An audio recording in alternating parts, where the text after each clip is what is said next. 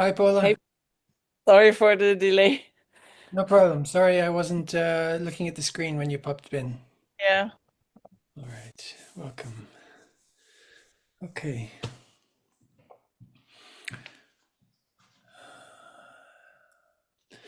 Last time we were going through some questions that had come up from the Sat Chakra Bheda document. Um, mhm. and I don't remember now if you said you'd read through that one and you were starting the other one, or you had read fully the other one and No, I had started the other one, but I didn't have time to continue. okay, okay. Now my next days will be more quiet and I will start that one. All right. Um, So were there any questions that came up, or either that we didn't address or didn't get to clarity uh, on the themes from the Satchakrabheda PDF? I'm good. Yeah. Okay. Something I remembered afterwards. The We talked about the imagery of the chakras and the first chakra. The In the document it describes Brahmanadi, I think, as arising from the Swayambhulinga. And Yeah. Ah, yeah. there is an image that is sometimes shown relating to the chakras of the Kundalini wrapped around that lingam. Ah, 3.5 coils around the lingam. And the um, in some sense, Brahmanadi represents consciousness itself. The sort of subtler layers of consciousness.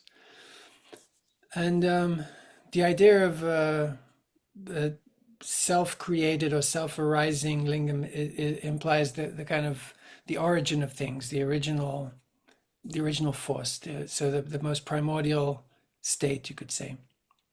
So those things are related, I think, in terms of the significance of the imagery. Um, I mean, Shiva represents that in any case, but the particular name, even the Swayambhu Lingam, self-created. So it implies something that arises, you could say, spirit born, or something of that kind, in terms of what it means, arising from the essence, from the primordial essence.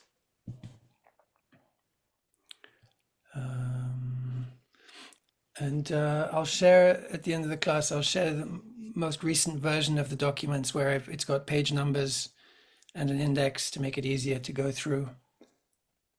yeah. Uh, I don't fight it. Mhm.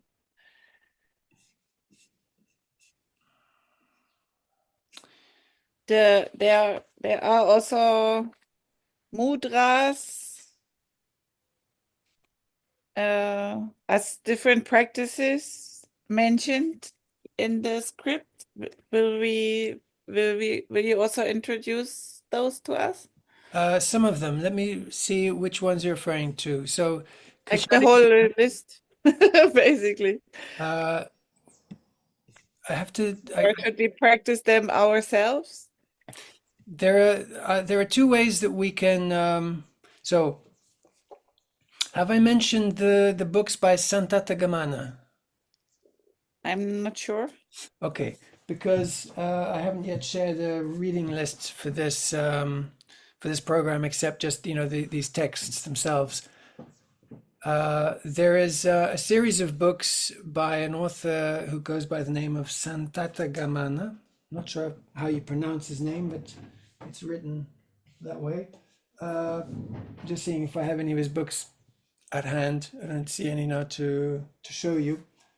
Um, but he's written books with bombastic names like The Secret of Tantra, The Secret of Kriya Yoga, The Secret Power of Tantra. They're kind of catchy, dramatic names. And at first, when I saw these titles, I thought this can't be very good quality because it seemed like too sort of dramatic. It looked like it wouldn't be very serious. But his writing style is actually just it's simple. It's very direct and simple. And he does cover the teachings that we're covering here in a way that's very easy, direct, and simple, including breaking down the Kriya Yoga practices, which have been secret traditionally for generations. And there are now a few books that reveal some of the teachings, and he does that also in the books. Um, and so you might like to read that, and I can share one or two of the practices anyway from the books. Um, there is a simplification that he's also he's kind of explaining the technique in its full the way it's usually done with the various mudras and bandhas and how to simplify things. So we can talk about that as well. Um, there are two terms that we can touch on as well, actually, as we're going through this. And we'll come back to also to the specific mudras, just so that I'm clear on which ones that are mentioned in the document. I'm pretty sure Khichari Mudra is mentioned, probably, well, possibly Mahamudra, and then there's Mula Bandha, Mahamudra, Uddiyana Bandha, and yeah, the Bandhas, Jalandhara Bandha. Mahaveda, Kechari Mudra, Yeah, yeah. Vajroli Mudra, Yeah, and so then some of these we won't necessarily be practicing together, but I will share information about them. The ones that we'll be focusing on more will be Kachari Mudra. Um, I mentioned it just a moment ago. Mahamudra, Say again? Mahamudra. Well, yes, except That's a yes, classic one, actually, no? Sitting on the heel. yeah. There is it means something a little bit different in the or it's got a slightly different context in the Kriya Yoga practices. Um, but Mula Bandha. Yeah. So bandhas and mudras sometimes very similar in what they're describing. You know, when they're called mudra or called bandha, but mula bandha, uh, uddiyana bandha, and jalandhara bandha. These we'll be practicing, and kichari mudra. Um, those will be really the main ones that we'll be focusing on. But we'll cover some of the others to clarify them as well. Um,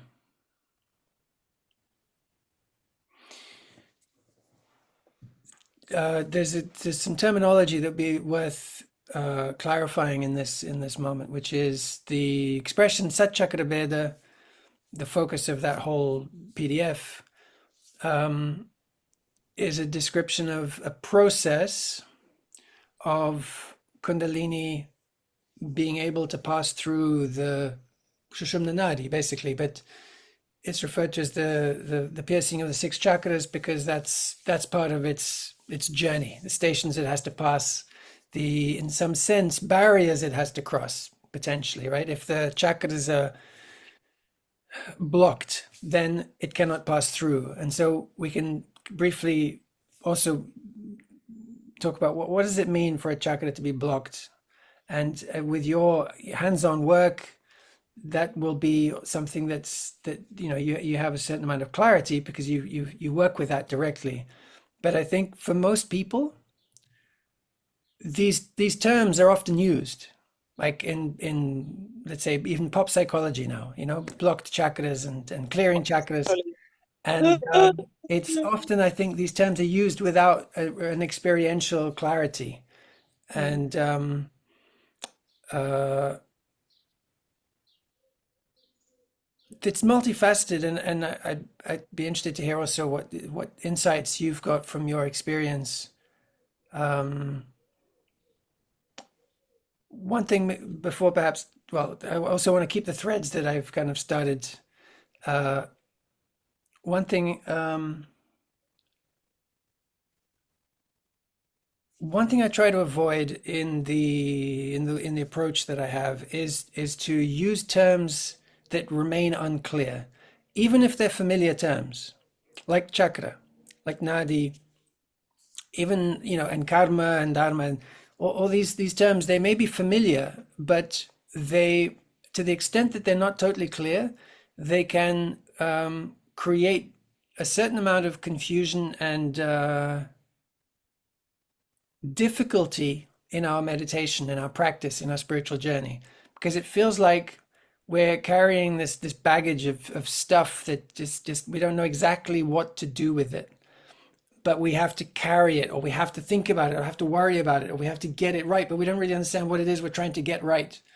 And so that's, I think, one of the roles that we have, one of the opportunities we have in the role of Tantra teacher, facilitator, is to help people to dissolve the confusion and the density around some of these ideas, like Kundalini as well.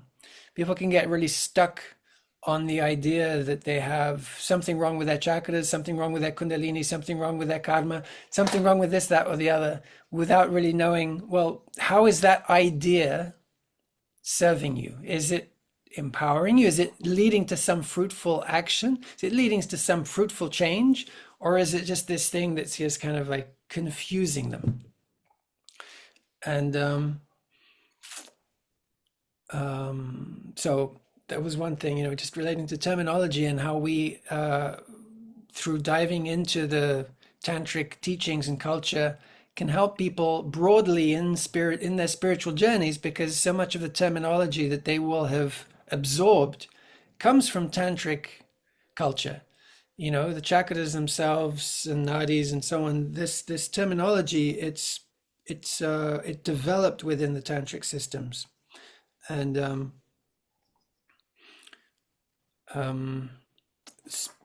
specifically the terminology of Satchakra Bheda and Laya Yoga, because you could say both of them are relatively esoteric terms that's not so much reached the pop psychology and pop spirituality. This terminology of Laya Yoga and Satchakra Bheda. It's a little bit more esoteric, a little bit more familiar to people that have gone more deeply into these studies. But they refer to two slightly different approaches that can be worth noticing the nuance of different approach. The tendency in the context of Satchakra Bheda is to be, let's say, pushing for Kundalini awakening and putting effort in to do a clearing of the process. And the word hatha, coming back to the definition of hatha yoga, is often associated with this idea also of pushing, a forceful use of energy, of focus, of processes to get Kundalini to push through, let's say, to be forcefully awoken and to forcefully push through in some sense. And the word Laya, on the other hand, refers to the idea of dissolution. And although there can be a convergence of approaches, you can have the Satchakra Bheda type approaches of Bandha and Mudra and Pranayama and visualization. So there can be a convergence really of techniques. It's not that they're completely different, but you could say there's a nuanced difference in that Satchakra Bheda can involve more forcefulness of intention, and Laya Yoga implies a more you could say an openness to dissolve back into the totality. And I say it's nuanced because the idea of Kundalini arising is that is ultimately the outcome. You're moving through the elements and it's a kind of a return to the original source, the subtle source of everything. But Laya Yoga can involve a more a letting go rather than a pushing through, ultimately to reach the same, but they're, you could say, to use common stereotypes, a masculine approach and a feminine approach. Mm. Laya yoga being a more sort of soft and receptive and open approach rather than a forceful pushing through approach. But much of the content of the practices is the same. Um,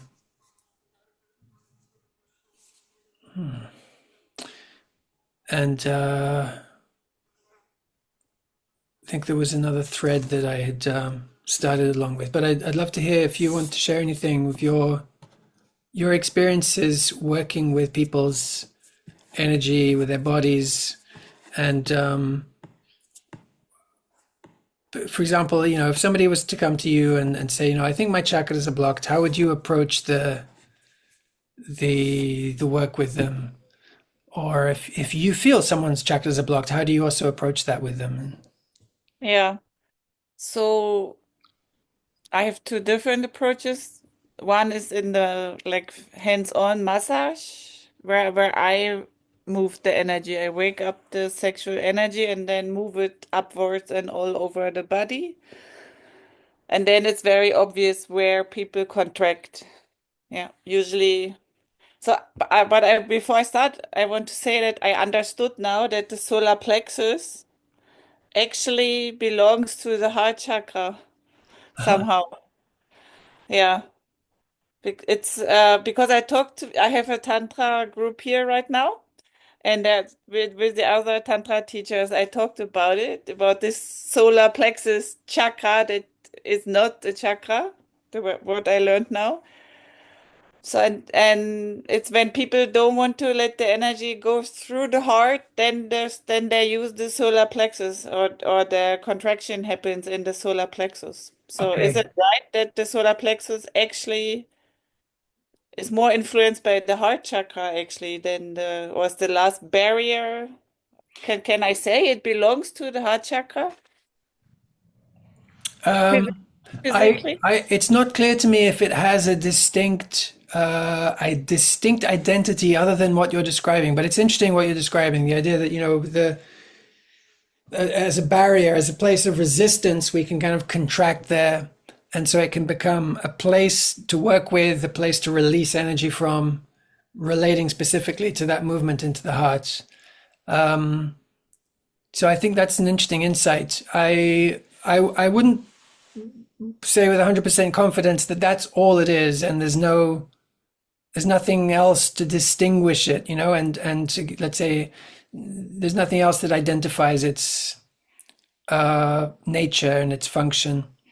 But I think that is an interesting insight. I did find out that perhaps in Bhoganathar's text, the Bhogar Saptakandam, he perhaps does describe the third chakra as being in the solar plexus rather than the navel center.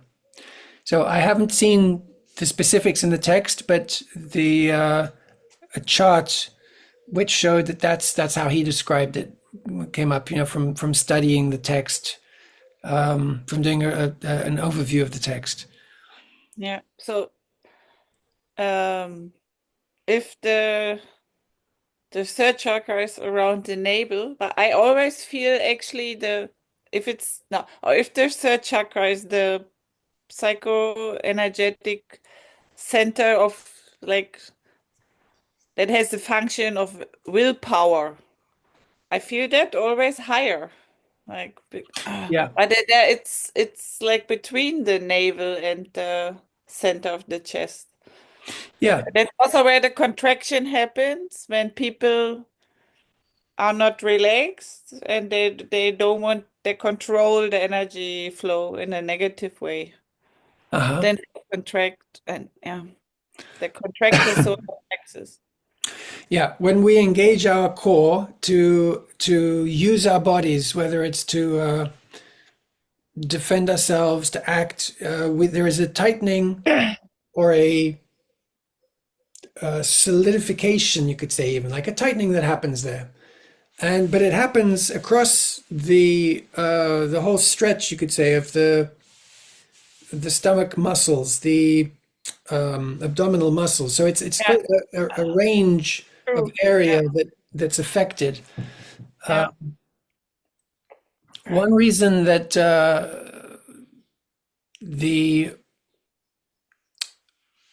third chakra has, particular qualities, it's associated with fire, is also because of the digestive system, the yeah. digestive fire. Okay. Hmm. Um, and it's also one reason why the third chakra is considered so important, because Kundalini is also considered in sometimes symbolically to be fire, to be Agni in some sense, to be the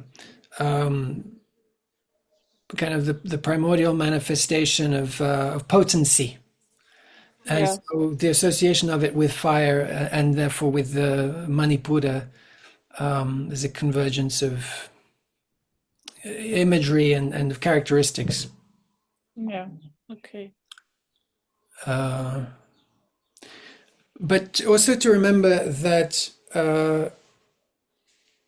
there is the origination point of the chakra, which is in the Sushumna Nadi. So it's not on the front of the body, but there are Interesting. these locations on the surface of the body that we can use as trigger points, influence points, even though they're not the heart of the chakra in some sense. They're like a sensitive point that influences the chakra. The name is escaping me for the kshetram. Kshetram is the word, I think. Kshetram. It's like a point that relates to the chakra, but on the surface of the body. Hmm. Usually, when we see chakra imagery, charts of the chakras, we're seeing the surface of the body often. Someone sitting, facing, and the chakra is superimposed on the front of the body. But these are the kshetrams, these like openings, you could say, where the energy reaches the Yeah. surface of the In body. energy work, normally you have on the front, like from the spine, this vortexes, the spirals Yeah, going out or yeah, in, as yeah, we, yeah, from both sides. But a lot of energy worker, they really don't never work on the back of the back side of the body, which is like only half. yeah. Yeah, yeah. So back to your question. So one is like the passively applied energy work when I encourage them to breathe, depending on their level of experience. Um, and then I move the energy up, and then I know where they are blocked. And what is very common is that they contract in the stomach area to prevent the energy going through because they don't want to feel, in my experience, or they're not used to feel.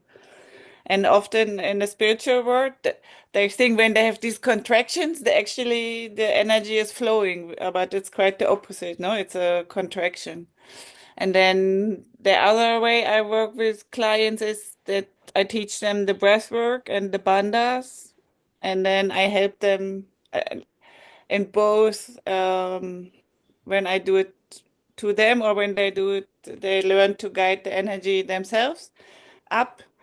Uh, I teach them to relax the stomach muscles and not to be scared of the amount of energy that comes through and just like opening a gate in the solar plexus area so the energy can go freely through. So that's how I do it. Okay. Yeah.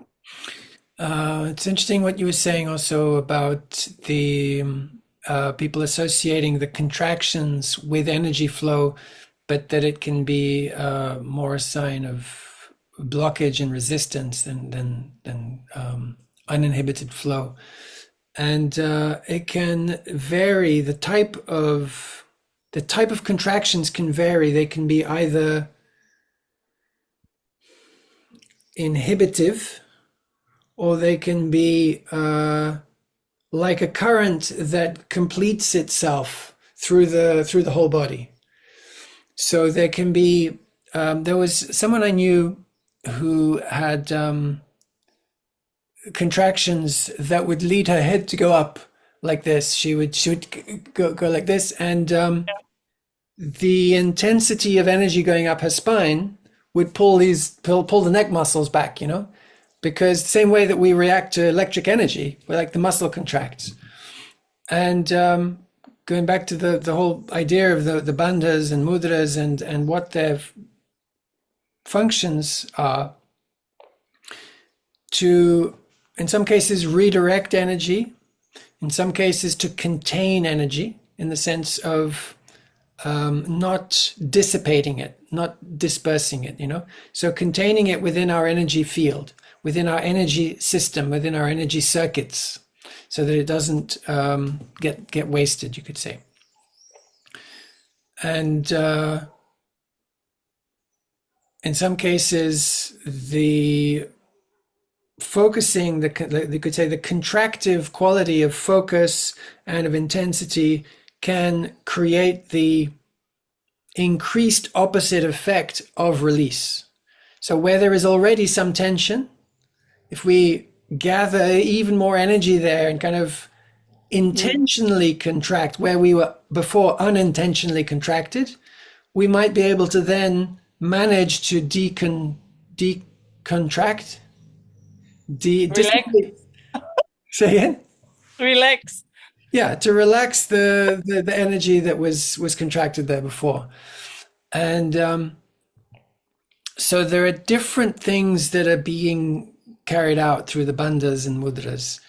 Redirecting, focusing, intensifying, containing. So it can mean different things in different contexts. The Jalandhara Bandha, for example, just in relation to what we were saying, of the contraction of the muscles, by bringing the chin down, we open up at the back here. Yeah. So the Jalandhara Bandha is sometimes considered to be a way to actually lock the energy so it doesn't go up, or so that it doesn't drop down, right? So like it's a stoppage. But there's also at the same time opening up. If the situation is stuckness at the back, then it's helping potentially to open up. So even something as basic, you could say, of just like putting your chin down here, can be used in different contexts. Because it relaxes also it stretches the muscles in the neck. And then when you release, it's actually open, yeah? Yeah. Physiologically. Yeah. Yeah. And then in relation to the Kachari Mudra, the same principle as with where we focus our eyes, our gaze. We're very humans tend to be very, very visual in their sensitivity. And so where their eyes are directed, you could say that, well, there's the expression, energy goes, how is it? Attention. Where attention. Yeah. Where Attention attention goes, goes. where attention goes. Yeah. So one way to direct our attention is visually. Another is with touch, of course, and a way that energy is directed and that makes energy flow is through the bandhas and mudras. The tongue is one of the very sensitive places in our body as well, very rich in nerve endings. And when we direct the tongue upwards, it directs our attention upwards and also helps to complete this energy flow that's going up the spine.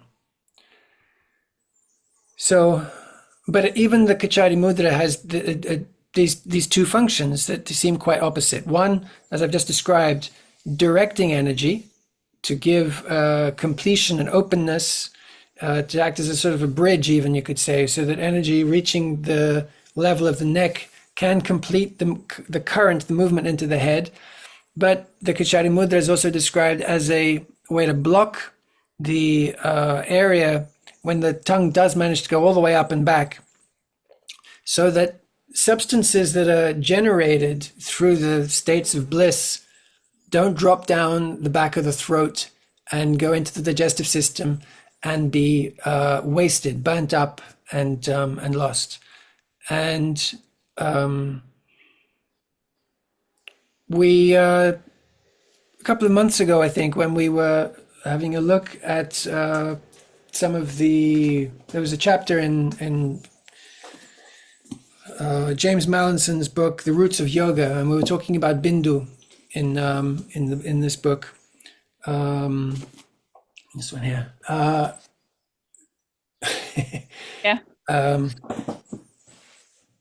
There was the reference to the in some of the ancient practices there was much more concern with not losing Bindu, and some of the inversion postures also related to that. To keep the energy concentrated in the head where it's produced, the substances that are released in the endocrine system, the biochemistry alters in the different states of consciousness, and the idea was to maintain these positive substances rather than have them wasted by being burnt up in the digestive fire.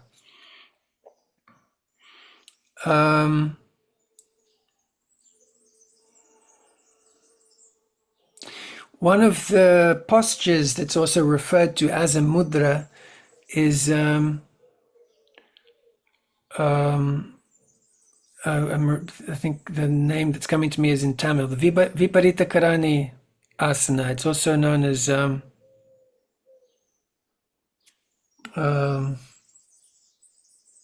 think it's also known, I can't remember now what the Sanskrit term for it is, but basically it's like it's not a full shoulder stand. It's you have your elbows on the ground and you're holding your hips, or you can have your if your back is stretched further up, then the hands go further up the back rather than on the hips. But basically it's like sometimes referred to as topsy-turvy pose, because you're not straight up like in the shoulder stand.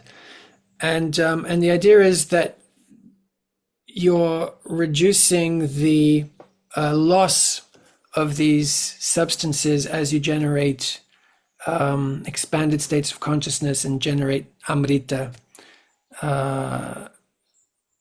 as you could say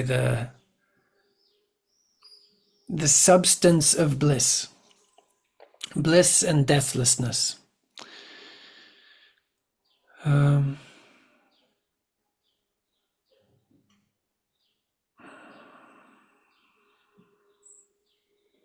Vajroli Mudra is actually, I think, one of the words given to this. I'm just going to look this up because I'm confused now about the terminology. But I think one of the ways that it's referred to is Vajroli Mudra, even though it means different things in different contexts. No, I'm mixing. It's not Vajroli Mudra. I'm mixing up with a different one. I'll come back to it when I remember. So,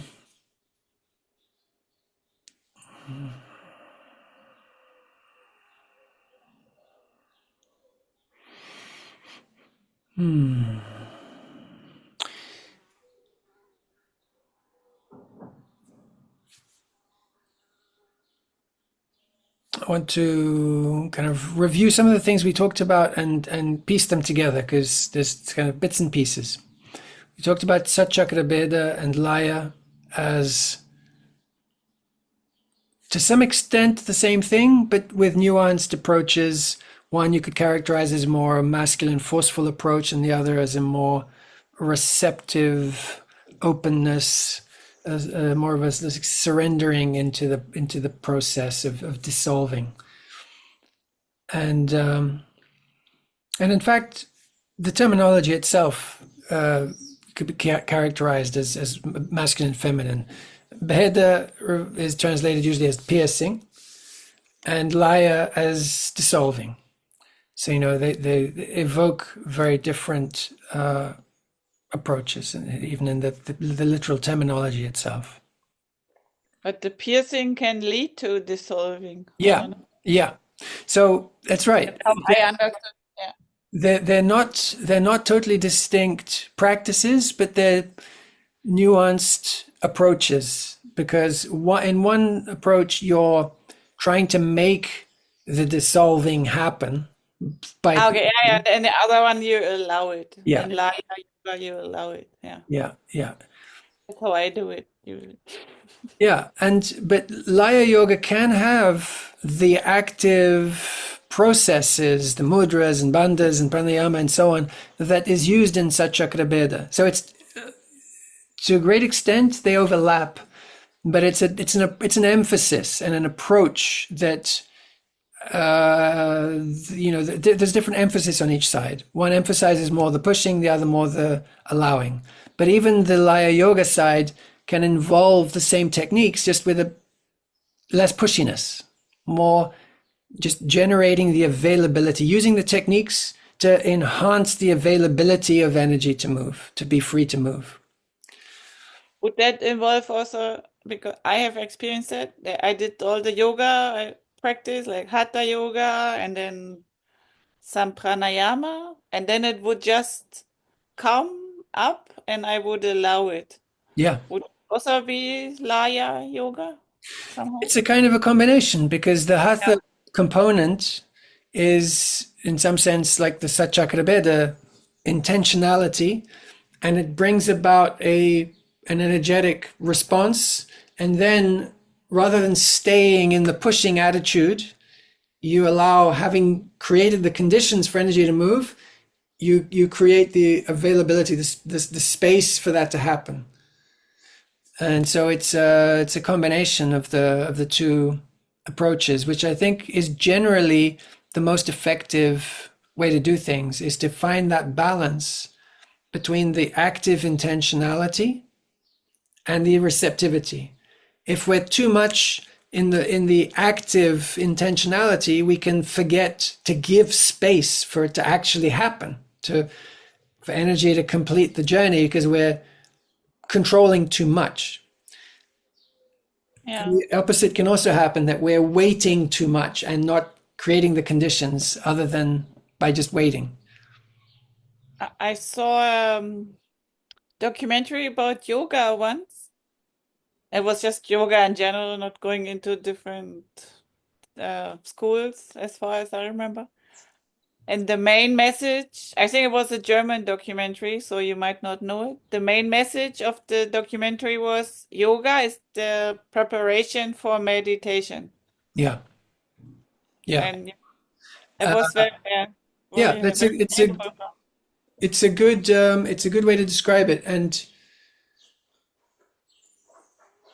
um, when we identify in modern times yoga, especially with asana, that's also particularly true. That in many of the ancient contexts in which asana was mentioned, it didn't mean a stretch. It didn't mean what's now done. It meant an effective, restful, stable position to meditate in, or to do the pranayama that would eventually lead to meditation, to do the focusing Enable, yeah, sadhana. enable the body to sit for Yeah, a long time in a certain position. yeah, Yeah, yeah. yeah. Um, Or with stand, say again? or stand. Yeah, mostly it was sitting, but that's an interesting thing, actually, because as you mentioned, that when people get confused about the imagery and the literal location of the chakras, or the elements in the chakras, something that can be worth considering is that in the Taoist tradition, a lot of the practices are done standing. A lot of Qigong, the energy work, is done standing. And so the root is the feet, Yeah, because that's what's in touch with the ground.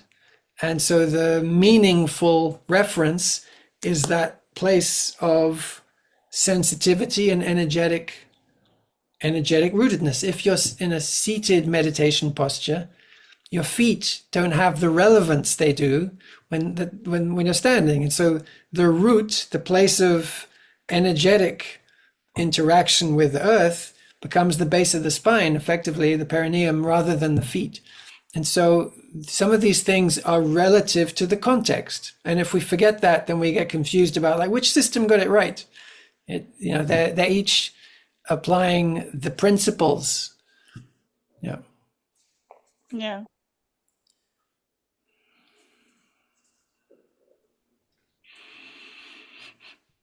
Uh,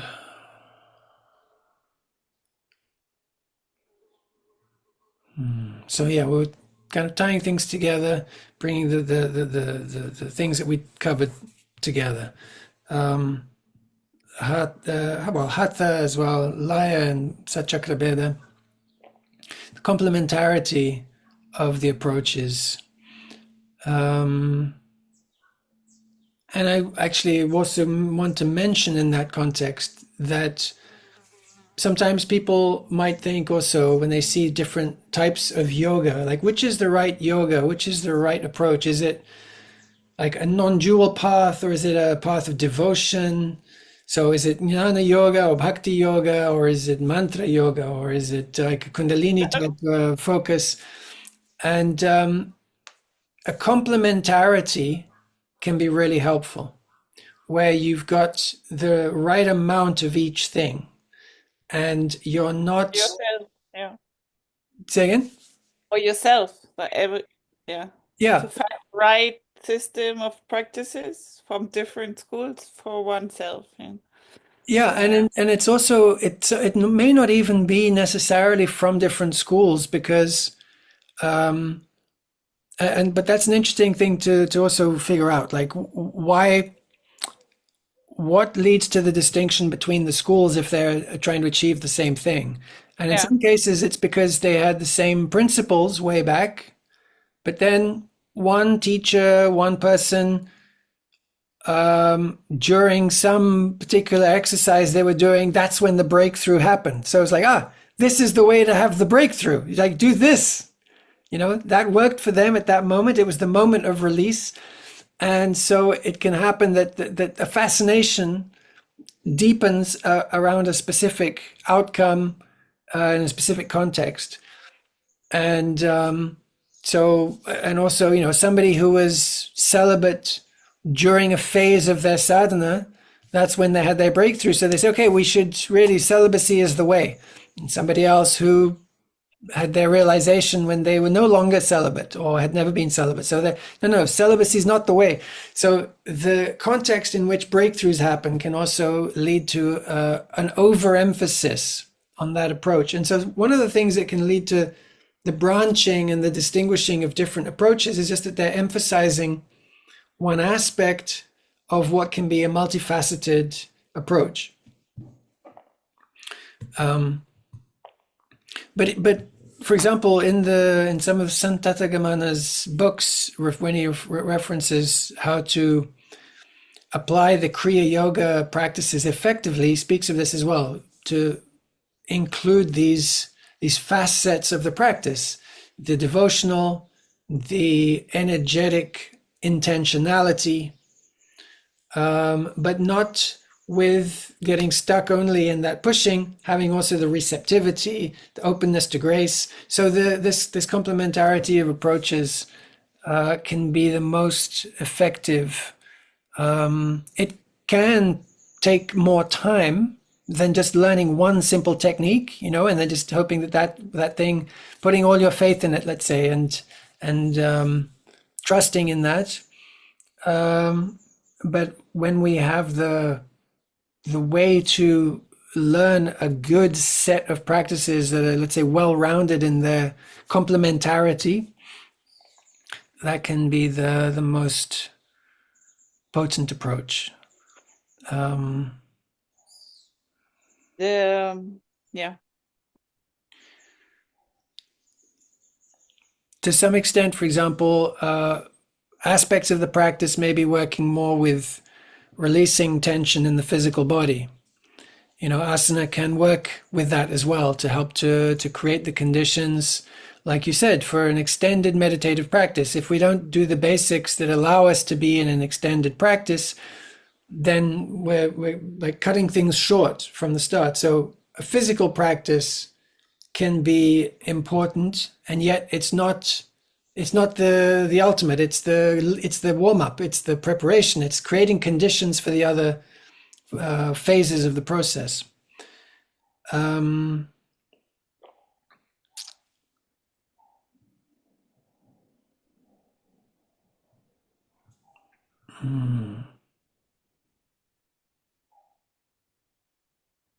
yeah, I think that's all that I want to Yeah. share today.